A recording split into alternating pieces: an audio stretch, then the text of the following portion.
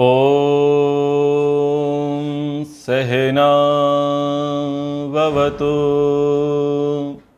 सहनौ भुनक्तु सह वीर्यं करवावहै तेजस्विनावधीतमस्तु मा विद्विषावहै। ओम शांति शांति शांति। विशुद्ध मनुस्मृति तृतीय अध्याय। गृहस्थ धर्म को हम मनुस्मृति के अनुसार समझने का प्रयास कर रहे हैं। पति पत्नी के व्यवहारों के पश्चात अब पंच महायज्ञ पर विचार करेंगे। गृहस्थ किस प्रकार से सुरक्षित रहेगा, संस्कारी रहेगा और सफल रहेगा, वो उपदेश महर्षि मनु जी ने किया कि गृहस्थों के लिए एक धर्मानुष्ठान है जिसको उसे नित्य प्रतिदिन करना चाहिए। इसमें अनध्याय अर्थात अब्सेंट नहीं है और ये सभी को करना चाहिए। अब करना चाहिए, क्यों करना चाहिए, किस प्रकार से करना चाहिए, ये सारी बातें यहाँ पर कही हैं। वैवाहिके अग्नो कुर्वीत गृह्यम कर्मम यथाविधि पंचयज्ञ विधानम च पंक्तिं चान्वहाकिं ग्रही। ग्रही गृहस्थी पुरुष वैवाहिके अग्नौ विवाह के समय प्रज्वलित की जाने वाली अग्नि में गृह्यम कर्म यथाविधि गृहस्थ के सभी कर्तव्यों को जैसे पाचन याजन आदि उचित विधि के अनुसार कुर्वीत करे और पंचयज्ञ विधानम होम दैव आदि पांचों यज्ञों को तथा अन्वाहिकीम पंक्तिम प्रतिदिन का भोजन पकाना ये भी करे। पंच महायज्ञों के अनुष्ठान के कारण के लिए कहते हैं पंचसूना गृहस्थस्य चुल्ली पेश्योपस्करः कंडनी चोदकुंभश्च वद्यते यास्तु वाहनम। चुल्ली यानी चूल्हा, पेषणी यानी चक्की, उपस्करः झाड़ू, कंडनी ओखली तथा उदकुंभ पानी का घड़ा गृहस्थस्य पंचसूनाः गृहस्थियों के पांच हिंसा के स्थान हैं। या तु वाहयन जिनको प्रयोग में लाते हुए गृहस्थी व्यक्ति बध्यते हिंसा के पापों से बंध जाता है। तासाम क्रमेण सर्वासाम निष्कृत्यर्थम महर्षि भी पंचकृलिप्ता महायज्ञ प्रत्यहम ग्रह मेधिनाम। क्रमेण क्रम से तासाम सर्वासाम निष्कृत्यर्थम उन सब हिंसा दोषों की निवृत्ति या परिशोधन के लिए ग्रह मेधिनाम प्रत्यहम गृहस्थी लोगों के प्रतिदिन करने के लिए महर्षि भी पंच महायज्ञ कृलिप्ता महर्षियों ने पांच महायज्ञों का विधान किया। अब इन श्लोकों को समझने का प्रयास करें। ऋषियों ने कहा कि गृहस्थियों को पंच महायज्ञ का विधान करना है, अनुष्ठान करना है, तो कारण बताए क्यों करना है। तो कारणों में कहा कि देखो गृहस्थ जो है, गृहस्थ के जब कार्य करेगा तो जाने अनजाने में उससे हिंसा अवश्य होगी। महर्षि मनु जी कहते हैं बिना हिंसा के मनुष्य आजीविका नहीं कर सकता। आजीविका करेगा तो कुछ न कुछ उससे हिंसा अवश्य होगी, और वो हिंसाएं ऐसी हैं जो कंपलसरी होंगी ही। जब हिंसा करोगे तो क्या हिंसा अधर्म और पाप के अंतर्गत नहीं आएगा? आएगा। लोग ये कहते हैं जी देखो जी हमने तो कभी किसी का बुरा नहीं किया, अपने रास्ते आए अपने रास्ते गए, कभी चोरी चकारी नहीं किया, लूटपाट नहीं की, धोखाधड़ी नहीं की, कुछ भी नहीं किया। और हम अच्छा कर्म भी नहीं करते, कोई धर्मानुष्ठान भी नहीं करते, लेकिन फिर भी हमको विश्वास है कि हमारा तो जीवन सफल है, हमको तो स्वर्ग मिलेगा, क्योंकि सब यही तो कहते हैं। क्या कहते हैं? बोले बुरा काम मत करो और भला काम करो। तो भले तो हमने भले ही नहीं किए हों, पर बुरे तो हमने नहीं किए, ऐसा लोग मानते हैं और ये मान लेते हैं कि उनका अगला जन्म पक्का है, अगली बार वो मनुष्य पक्का बनेंगे। और हेतु क्या दे दिया कि हम कोई बुरा काम नहीं करते। शास्त्र ये कह रहा है कि बिना हिंसा के तुम एक कदम भी नहीं चल सकते। और बहुत छोटी सी बात वो कहना चाह रहे हैं कि कह रहे हैं कि हे गृहस्थियों, चूल्हा है जहाँ पर आप भोजन पकाओगे, उसमें उपले का प्रयोग होता है, लकड़ी का प्रयोग होता है, और उसके अंदर सूक्ष्म कीटाणु होते हैं, जीवाणु होते हैं, जीव होते हैं। आप अग्नि जलाओगे, वो उसमें मर जाएंगे, आपको पता भी नहीं चलेगा। तो वहाँ हिंसा होगी। आटा अधिक समय तक नहीं रखना चाहिए। हमारे यहाँ ये परंपरा थी, माताएं प्रतिदिन सुबह 4 बजे उठ कर के चक्की चलाती थीं। सबके घरों में चक्की हुआ करती थी, आमने सामने माताएं बैठती थीं, बीच में गेहूं, ज्वार, बाजरा, जो भी धान्य जिससे आटा तैयार करना होता था वो उसमें डालती, डेली आटा तैयार करती। तो ऋषि कह रहे हैं कि देखो, उस चक्की में भी हिंसा होगी, कोई ना कोई जीव वहाँ रात्रि में आ ही गया होगा, उस चक्की में चिपक गया होगा। आप कितने ही झाड़ फूंको, कुछ करो, लेकिन जीव कहीं ना कहीं वहाँ रहेगा, और प्रमाद से भी कुछ हो सकता है। आप जो भी धान्य अन्न है जिसको वहाँ पीसोगे, उसमें भी कहीं ना कहीं छुपा रहेगा, और उससे भी क्या होगी? हिंसा। अच्छा, एक बात याद रखना, लोगों का स्वास्थ्य आजकल ज़्यादा खराब रहता है। आटा बड़ा पुराना रहता है, और पहले आटा पुराना नहीं रखते थे, आटा प्रतिदिन पीसते थे। गेहूं है, ज्वार है, बाजरा, मक्का है, जो भी अन्न है जिनसे आटा बनता है, रोटी आदि बनानी है, वो डेली पीसते थे, अधिक से अधिक 24 घंटे के लिए स्टोर करते थे, और आपातकाल में 7 दिन के लिए। बहुत सारे लोग बताते हैं 7 दिन के बाद वो एक्सपायर हो जाता है, और 14-15 दिन के बाद उसमें कहीं कहीं कीड़े पड़ना आरंभ हो जाते हैं। ठीक है ना? तो ये तो सब जानते ही हैं। तो ये कहा कि चक्की, फिर आपको क्या करना है? झाड़ू लगाना है, घर की साफ सफाई करोगे। घर की साफ सफाई करते समय में सूक्ष्म जो जीव हैं उनकी मृत्यु हो जाएगी। अब बताओ, घर साफ करना है कि नहीं करना है? साफ करना है। जीव मरेंगे या नहीं मरेंगे? मरेंगे। अब या तो जीवों को बचा लो या घर को साफ कर लो। आप कहेंगे जी घर को साफ नहीं करेंगे, जीवों को बचाएंगे, तो फिर अगला कदम रख के बताओ। आप 3, 4, 5, 6, 7, 8 दिन ऐसे ही हट में बैठ जाओ कि घर साफ नहीं करेंगे, जीव मर जाएंगे, तो स्थिति ये हो जाएगी घर की ही कि आप एक कदम भी ठीक से नहीं धर सकते, एक कक्ष से दूसरे कक्ष में नहीं जा सकते, क्योंकि वहाँ भी जीव पर्याप्त हो जाएंगे। इसलिए घर में तो शुद्धि की अपेक्षा रहती है, साफ सफाई की अपेक्षा रहती है। आजकल केवल झाड़ू से काम नहीं चलता, साधारण पोंछे से काम नहीं चलता, कुछ केमिकल्स डाले जाते हैं। क्यों? आज जीवों की मात्रा अधिक है, बैक्टीरियाज की मात्रा अधिक है, तो आपको साफ सफाई करनी ही पड़ेगी। एक तो फर्श पे कुछ जीव जंतु होंगे जो दिखेंगे नहीं, और दूसरी जो आपकी झाड़ू होगी उसमें भी लग जाएंगे। तो जब आप ये व्यवहार करोगे तब भी हिंसा की संभावना रहेगी। फिर होगी ओखली। आजकल ओखली है नहीं, आजकल तो मिक्सी आ गई है।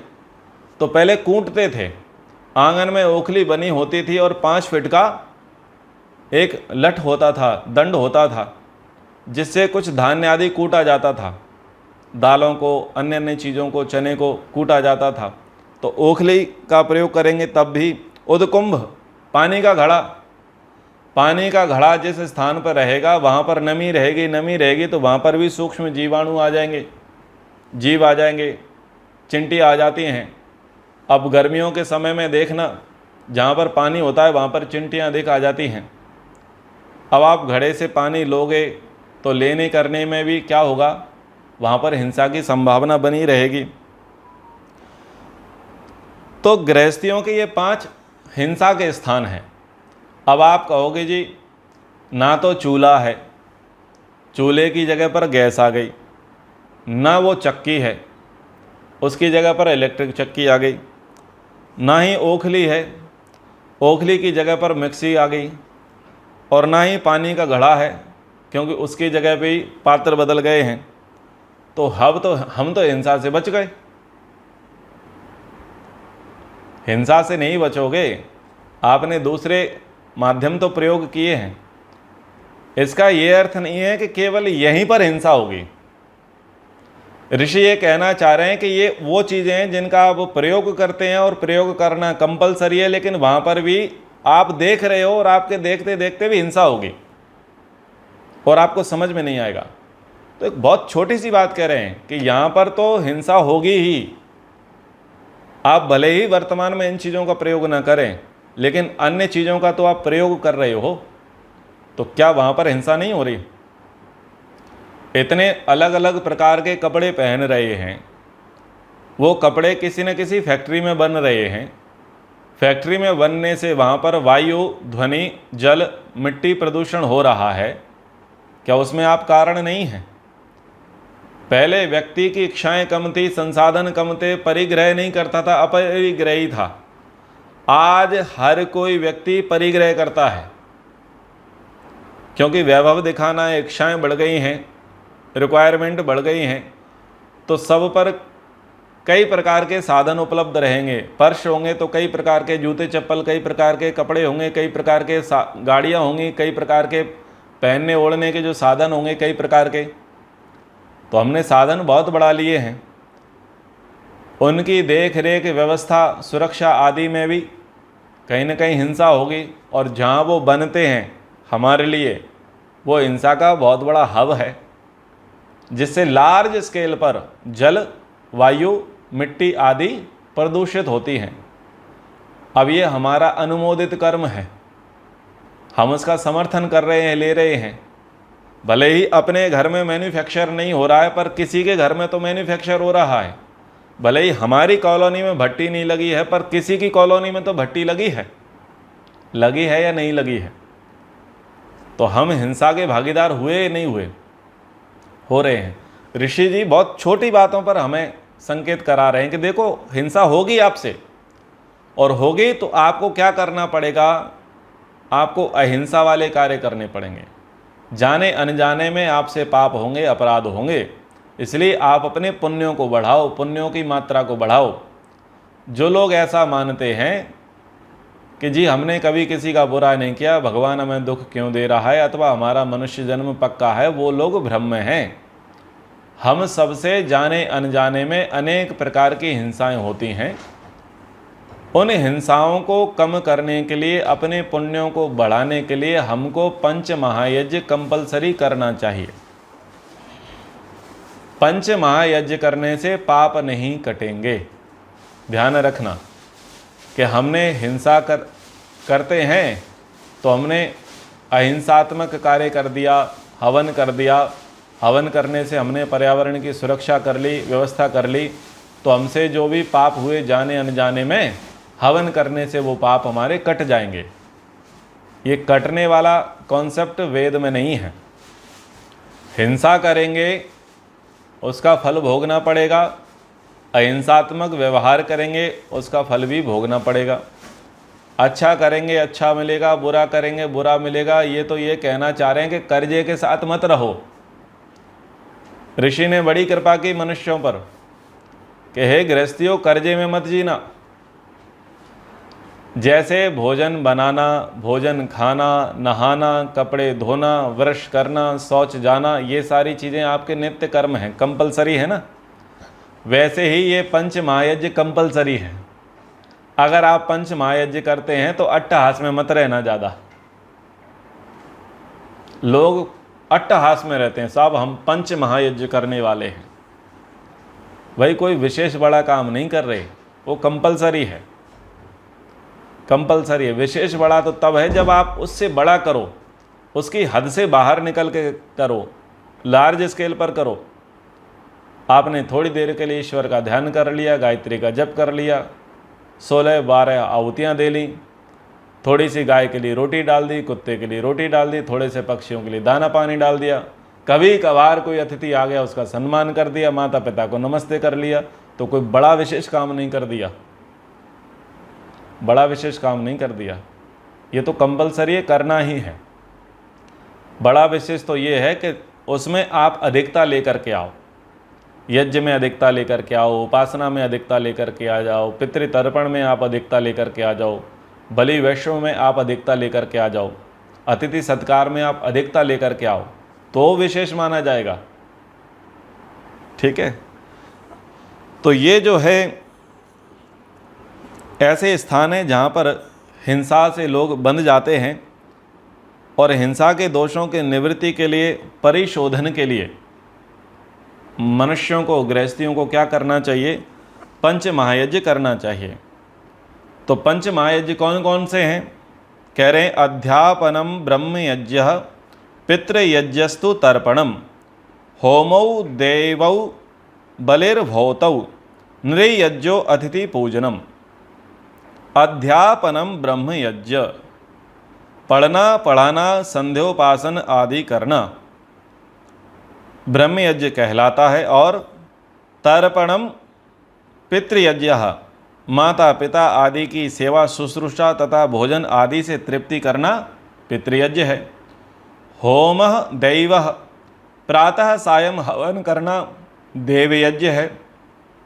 बलि भौतः, कीटों पक्षियों कुत्तों और कुष्ठी व्यक्तियों तथा भृत्यों आदि आश्रितों को देने के लिए भोजन का भाग बचा करके देना भूतयज्ञ या बलि वैश्व देवयज्ञ कहलाता है। अतिथि पूजनम, अतिथियों को भोजन देना और सेवा द्वारा सत्कार करना नृयज्ञ अथवा अतिथि यज्ञ कहता है। समझने का प्रयास करें। ब्रह्मयज्ञ ईश्वर की उपासना, ईश्वर का जप, ईश्वर का ध्यान, मोक्ष शास्त्रों का अध्ययन और अध्यापन, ये ब्रह्म यज्ञ के अंतर्गत आएगा। प्रत्येक मनुष्य को प्रतिदिन ब्रह्म विद्या मोक्ष शास्त्रों का अध्ययन करना चाहिए और उसका अध्यापन कराना चाहिए।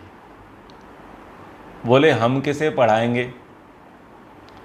आप बाहर मत पढ़ाओ, आप घर में पढ़ाओ। पत्नी स्वाध्याय करती है, उस स्वाध्याय का प्रसाद पति और पुत्र आदि को देवें।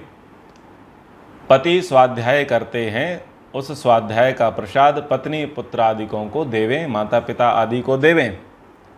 और उसके बाहर जब आप ऑफिस जाते हैं, पड़ोस में जाते हैं, अन्य लोगों से मिलते हैं, आज का स्वाध्याय क्या रहा, ये भी चर्चा का विषय होना चाहिए।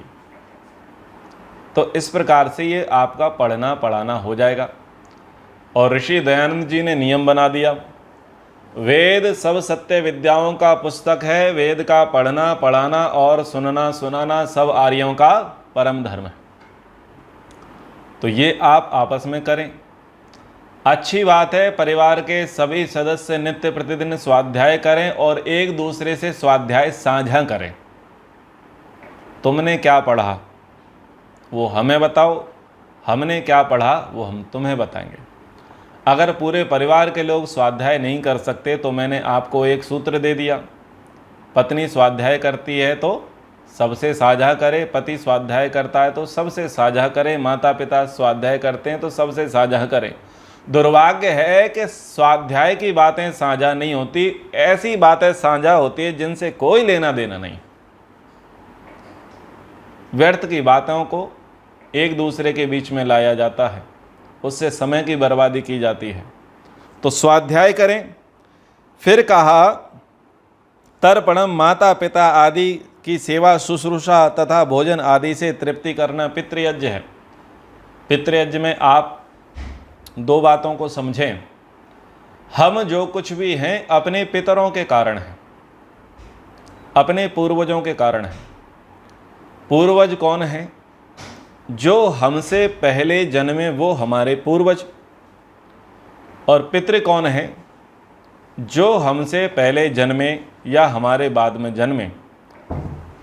उन्होंने हमको विद्या, शिक्षा, नीति, धर्म, व्यवहार, कला, कौशल, विज्ञान आदि विद्याएं दी, हमको समझाइश दी और उससे हमारा जीवन उन्नत हुआ, हम प्रोग्रेसिव हुए।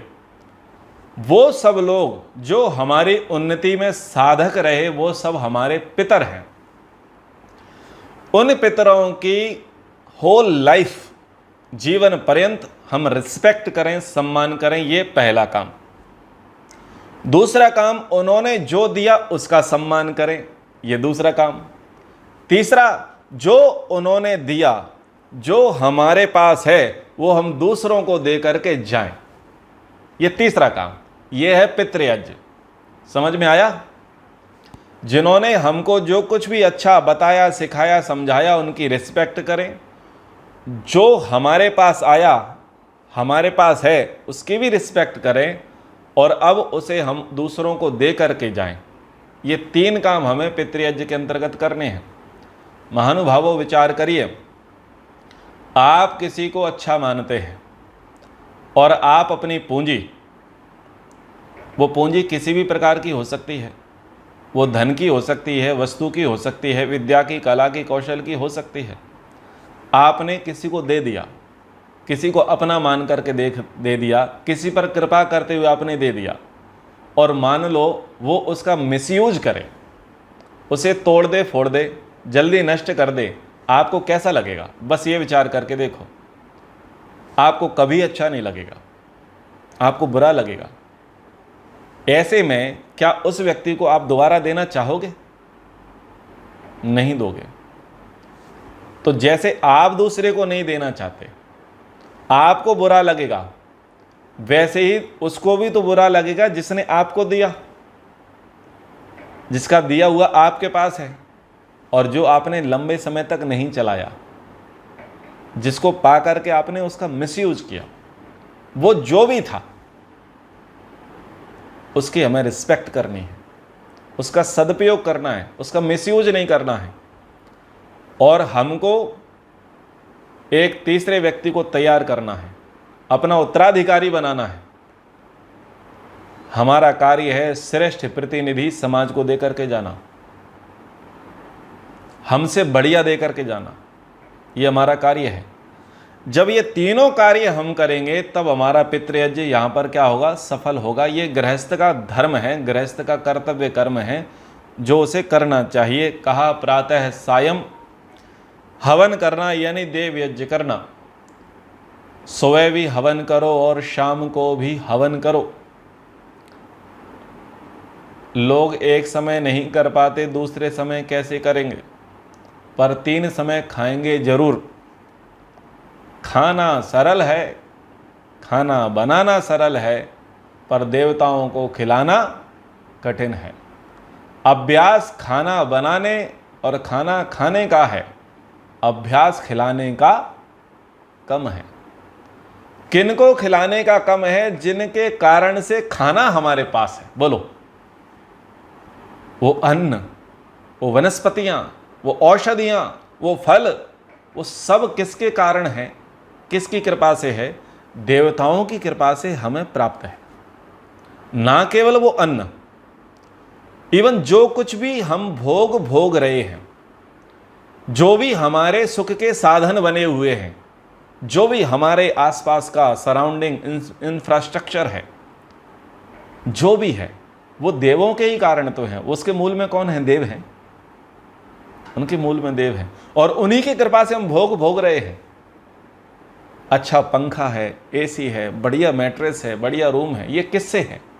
ये देवों से ही तो है, धरती से ही तो बना है। बोलो, धरती देव है या नहीं है? तो अच्छी जगह है, अच्छी वायु है, अच्छा जल है, ये देव हैं जिनका हम भोग कर रहे हैं, लेकिन इनको नहीं दे रहे हैं, इनको नहीं दे रहे हैं। ऋषि कह रहे हैं भाई आप देना सीखो, करो, दोनों समय करो। अब भागदौड़ भरी जिंदगी है, सुबह तो समय निकाल सकते हैं लेकिन शाम को नहीं निकाल सकते। जब लोग उपवास करते हैं तो कोटा पूरा करते हैं कि नहीं करते? उपवास करते हैं तो क्या करते हैं, बोले एक बार ही अन्न खाएंगे, अगली बार तो खाएंगे नहीं। तो एक बार में दबा के खाते हो कि नहीं खाते? बोलो। दबा करके लोग खाते हैं ताकि शाम को भूख ना लगे। अरे कुछ व्यवहार ऐसे ही जीवन में अपना लो देव यज्ञ के विषय में। अरे पहले ही आधा घंटे की जगह पर 1 घंटे हवन कर लो ना, 16 आहुति की जगह पर 100 आहुतियां कर लो ना। अरे कोटा पूरा करो।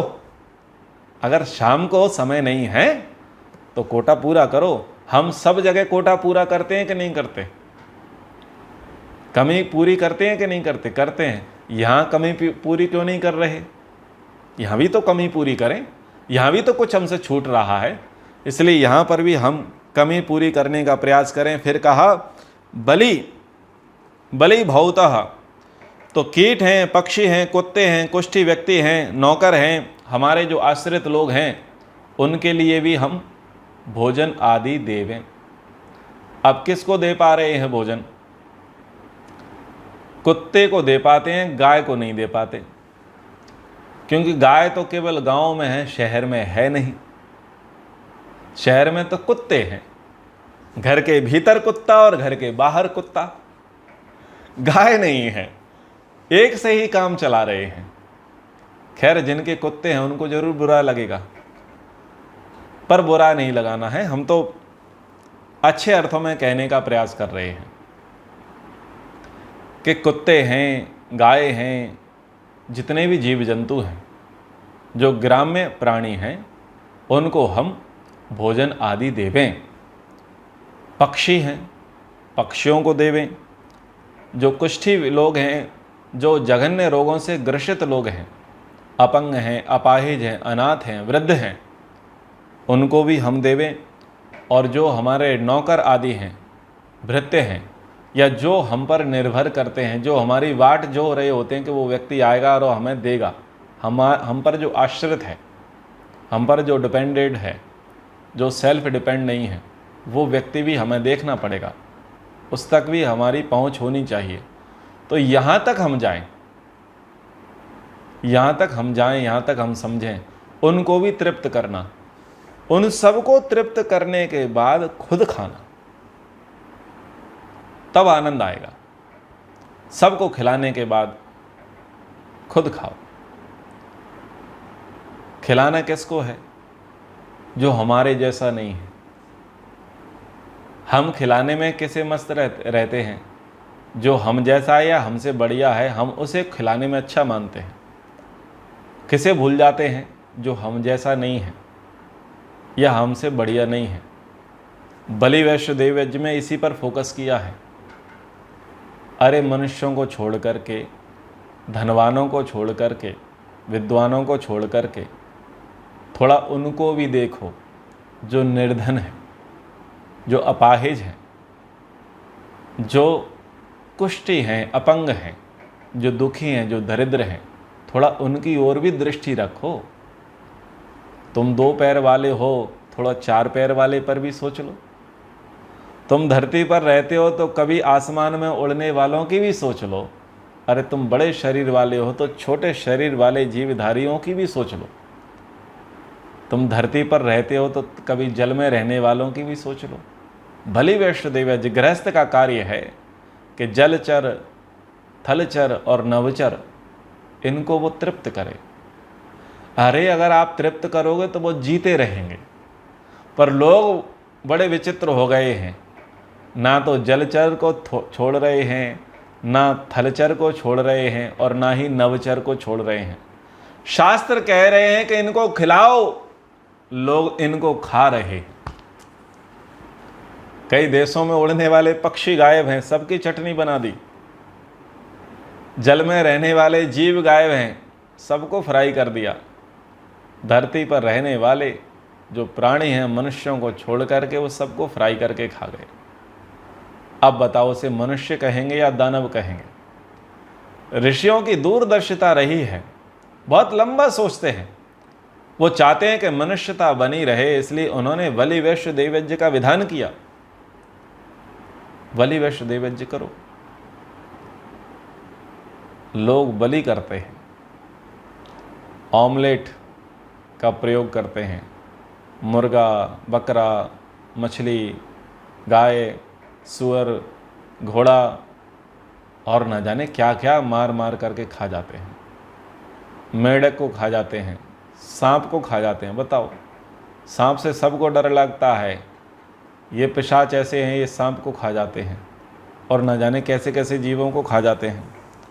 हालांकि ज़्यादा देखना है तो चीन चले जाना, हांगकांग चले जाना, थाईलैंड चले जाना। कहने के लिए अहिंसा परमो धर्मा इनके गुरुजी ने उपदेश दिया था। बौद्धिस्ट कंट्री कही जाती हैं, पर इनका बस नहीं है ये मनुष्य को भी खा जाएं। बड़े अतरंगे टाइप के लोग हैं। तो हमारे यहाँ बड़ी बात कही कि गृहस्थियों को चाहिए कि वो बलि वैश्य देवयज्ञ करें, इसलिए आप इस पर फोकस करें। विचार करके तो देखें, कब से आपने चिड़ियों की चहचहाट नहीं सुनी? चिड़ियां गायब हैं। कारण कौन है? कहीं ना कहीं कारण हम हैं। हमने उनके लिए दाना नहीं डाला, हमने रेडिएशन के तार बिछा दिए। हमने उनके लिए अनुकूल माहौल नहीं बनाया, हमने उनके लिए प्रतिकूल माहौल बना दिया। पहले मुर्गे उठाया करते थे 4 बजे, बोलो आजकल मुर्गों की आवाज़ नहीं आती, चिड़ियों की चहचहाट नहीं है, पक्षियों का कोलाहल करतल नहीं है। बहुत हालत खराब है। हमारे आसपास का वातावरण बिगड़ गया है। क्यों? गृहस्थ ने अपने दायित्व का निर्वाह नहीं किया। पंच महायज्ञ बहुत सारी चीज़ों को कह रहा है, कोई बता रहा है, उसको हम समझने का प्रयास करें। उन्होंने कहा अतिथि पूजनम, अतिथियों को भोजन देना, सेवा द्वारा उनका सत्कार करना, ये हमारा धर्म है। तो जो भी अतिथि हैं जिनकी कोई तिथि नहीं है, जो विद्वान हैं, ब्राह्मण हैं, प्रचारक हैं, सन्यासी हैं, सम्माननीय हैं, उनका हम सदा सत्कार करें, उनका कभी तिरस्कार न करें। परमात्मा से प्रार्थना करें कि अतिथि हमारे यहाँ आते रहें, अतिथियों का सत्कार का सौभाग्य हमें प्राप्त होता रहे और ये निरंतर प्रवाह हमारा चलता रहे। अगर अतिथि आएंगे तो परिवार सुखी रहेंगे, ठीक रहेंगे, विकास होगा, चीज़ें सुधर जाएंगी। कुछ बातें आप अपने बच्चों से नहीं कह पाते, वो बातें आपके लिए आपका अतिथि कह जाएगा।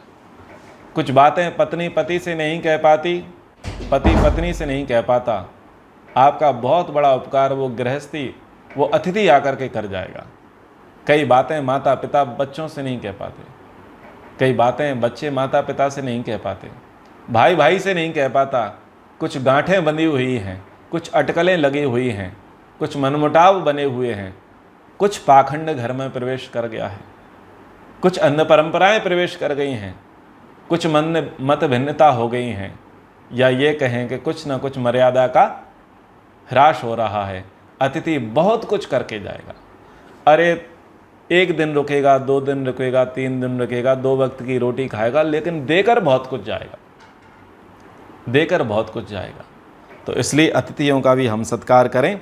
आगे और हम इस पंच महायज्ञ प्रसंग को विस्तार से समझने का प्रयास करेंगे। समय के अनुसार कक्षा को अब यहाँ पर विराम करते हैं। एक बार ओम का उच्चारण। ओम।